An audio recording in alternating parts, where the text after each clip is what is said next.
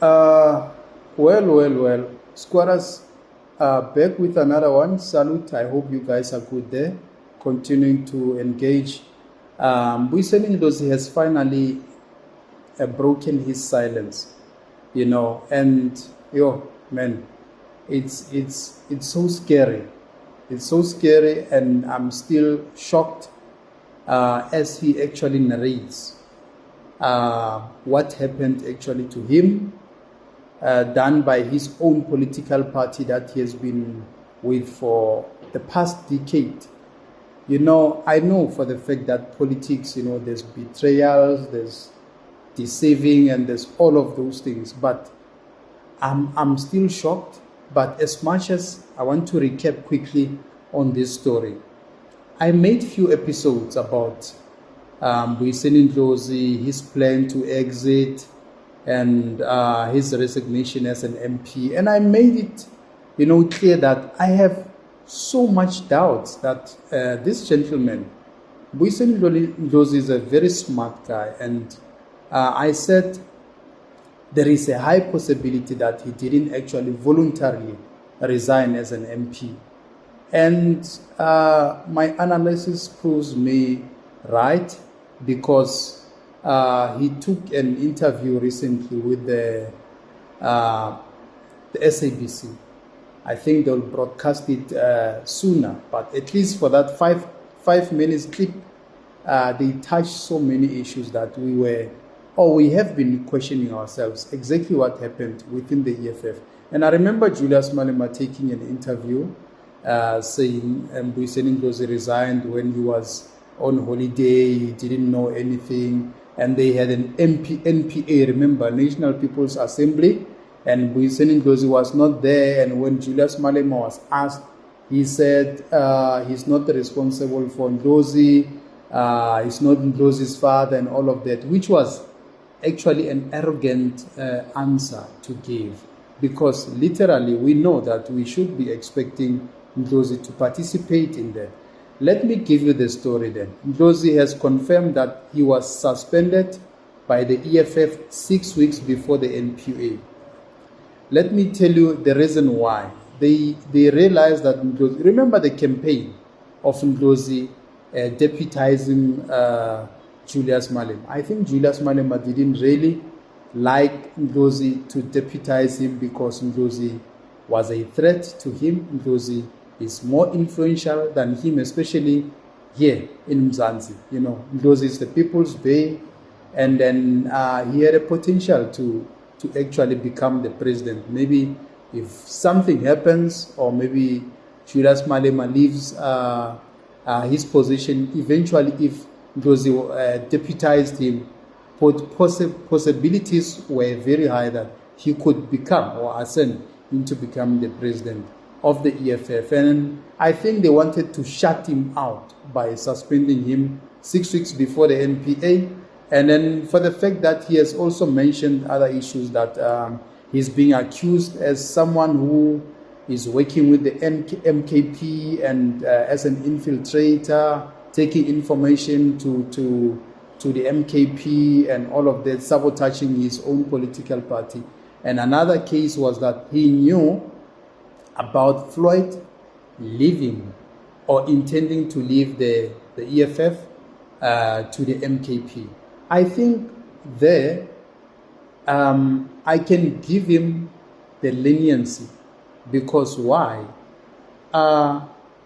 He's actually mentioning that, yes, Floyd came to me and said, I'm intending to leave the EFF, and that is my own personal reasons and personal decision that I've taken. And Ndlozi told him that, listen, go to the leadership and report that you are intending to leave the EFF, which was something right. I mean, why would it become my responsibility if I fairly said, listen, it was not an issue of Floyd planned or orchestrated his exit with Ndlozi. If that was the case, I would actually literally say, no, he was part of this, and he promoted this, and he was a willing participant in this whole saga. But for the fact that Floyd is the one who approached Ndlozi saying, I'm intending to leave the EFF. Ndlozi said, go to the leadership and inform the leadership, take them into the confidence to say you want to leave for your own personal reasons and all of that. You know, it's so sad, you know, to be punished for something that you didn't really do. Because if you look at this issue, the EFF said to him they have the intelligence report to prove that he was working with Floyd to sabotage the EFF and all of that. And to this day, they have not produced any evidence implicating Ndlozi. And shame for a guy like Ndlozi. Ndlozi, you know, was so useful, and he was the hardest property of the organization. And for them to treat him like this, I think for him, you know, people like Ndlozi are those people that don't really talk even if they feel pain. But when you see them talking and coming out public and say, this is how I was treated by my political party, and for the fact that Ndlozi has been quiet. We've been doing episodes talking about him, and maybe somehow he watches our episodes, and he knew that, these people, you know, they don't really know what I'm going through. So had we known what he was going through, really, it was a sad moment, because he had to stay home and watch the NPA from home, and he was told not to participate in any of the EFF gatherings and all of that. So I think they're intending to, to expel him. So be it. You know, if it comes to that point, I think they have to do it, or they should have done it long time ago.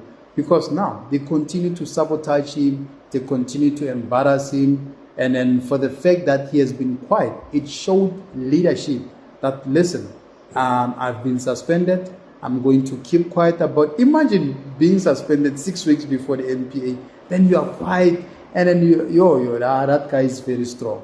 That guy is very strong, and he has those leadership qualities. And I now start to understand why Julius Malema is so scared and feel threatened by Ndlozi. He doesn't want him next to him.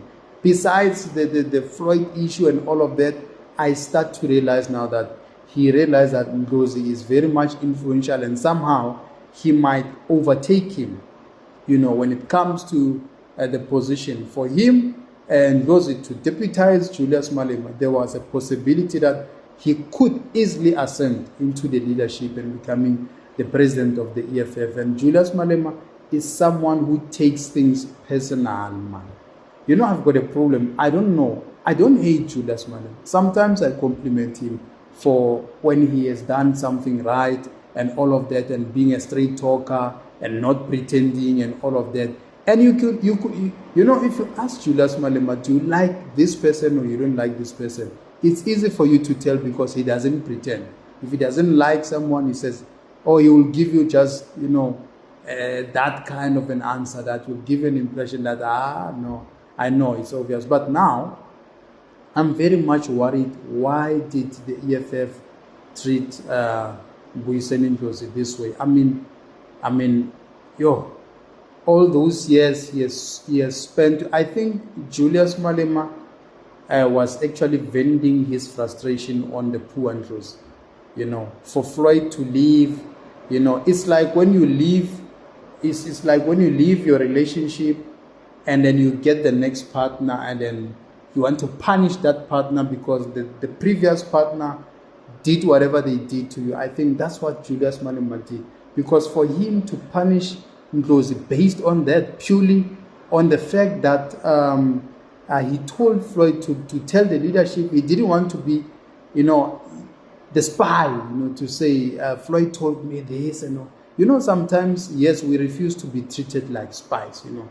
When someone tells you something, you feel, this is not my responsibility to disclose this thing to maybe the leadership. He must go himself to say, listen, because if you act like a spy and you disclose that, the person might make a U-turn and say, no, I didn't say I'm resigning. Where did you get it? Now you're going to look like a fool. You end up with an egg on your forehead. So I think Julius Malema was very harsh on that. and for him to instruct Ndlozi to resign, because somehow when you realize that the relationship has gone sour, you are left with no choice but to, to step down, because you are being told that, listen, you are not going to participate in any EFF activity. And I think, they actually clamped his wings so that he doesn't fly, to make sure that he is tight there. And it's so sad. It's so sad. We're going to watch the full interview, but this is it. And I think for him to come and take the interview publicly and talk about this, I think he is exhausted, don't you think? Because, for how long? For two months and some days, we have been talking about this. People have been making content, talking about him and saying all of that, and he has been quiet. And that is what I appreciate about him, that he showed leadership. But sometimes being too quiet might also be dangerous, because you will die inside. You will feel the pain and contain it and try to hide how you feel. Then the pain might also kill you within, because you can see even his posture on the interview. He's so broken. He's a broken man. He's a broken man. I don't know, squatters, but we wait to see. I've got a feeling that Mbuyiseni Ndlozi will not stay in the EFF, and there is a high possibility that he might make an exit into the African National Congress, because they have been calling him, say, hey, we are available, come. You can come. Colin Malachi say, come in the SG, Mbaks saying, you can come, Ndlozi man, if you're not happy, so they were making advances to him. And even if he leaves, he goes to the ANC, politics is politics. We'll see how he actually tackle this issue. Where is he gonna go? Because for him to stay, his time has expired, and now the secret is out now that the relationship is beyond the repair, it's broken, and Julius Malema took this whole issue personal. He put it in his heart. So there's no way. It's not about politics now. They are playing actually personal agendas now, that I don't like him, so I don't want him anywhere closer. Julius Malema treats EFF as his own personal business, that he calls the shot. I've mentioned this many times, by the way, that he is having those features of autocratic leadership, kind of, when whatever he says goes. If it doesn't go, then it means you are acting against him. Then he has to take it personal and punish you and all of that. So it's so sad, man, that Ndlozi finally, has told his side of the story, which is something that we have been waiting for and hoping that, it's going to help us, to know exactly what is happening within the EFF. And I saw also the EFF members, some members have actually come out, to criticize Julius Malema, and then you will see what's going to happen also to them. He doesn't tolerate criticism, constructive or destructive or otherwise. Julius Malema doesn't want to be criticized, and so he doesn't take anyone's advice. He runs his own political party the way he feels. He decides everything without even consulting, sometimes without even consulting his own members. And unfortunately, they are being treated as employees. Politics is not like being employed. Just like Abu Musimaiman, when he was there in the TA, he was treated like an employee. He has to report everything, write the report, and when they say, you can't say this, he doesn't say. You can't do this, no, he doesn't do, and all of that. So we stand to see, but anyway, the secret is out. He has been suspended all this time, and he has been quiet and waiting for the leadership to produce that intelligence report to say he's an infiltrator. He's actually working with the MKP part. But to this day, 2 months later, they have not produced anything. And even we're still counting. And so if your political party treats you like that, I think the relationship now will be just beyond repair. I don't know. Maybe squatters, you see the future of Ndlozi continuing with the the EFF, and because he has made it clear that he will not go to MKP. That's not where he's going. But he never said, I'm not going to the ANC. So that leaves also the room for him to jump to the ANC, because if EFF will continue to treat him like this, and Cyril Ramaphosa, by the way, likes Mbuyiseni Ndlozi because he knows that politically they can utilize him. They can give him a task somewhere where he can fit, maybe give him a ministerial position. I don't know. You know how politicians gamble these whole things. And so they give him a ministerial position, then he settles there, then they know that when there's election time, he's influential, he will campaign for them, he will do their job and all of that. And by the way, if he goes to the ANC, he will be richer, because there in the ANC, you know, when you are a minister, you can do corruption, you can have access to tenders and everything. So for him to go to the ANC, he will be richer than when he is at the EFF, because at the EFF, he was just surviving on 100,000 MP salary, and then EFF is not in government. They can't dictate to tenders and all of that. People who were benefiting in the EFF, it was Julius Malema and Floyd. Then the rest of Ndlozis and all were just enjoying the privilege of traveling freely, campaigning and all of that, and getting an MP salary. That's it. I don't think they were actually benefiting as much. But in the ANC, tenders are flourishing there. You know, you can get a tender of building a pavement, then it's 20 million. Then you eat that man. You know, he will be richer, by the way. If he goes to the ANC, he will his dignity will be restored. Although we should be understanding that it's politics. Somehow we'll look at him like, you used to criticize them for the past decade and now they are good. Because now when he's there in the ANC, he has to say all the good things, beautiful things about the ANC compared to when he was still in the EFF. And by the way, that thing it has actually really affected him badly, man. You can see that, you know, his spirit was just low.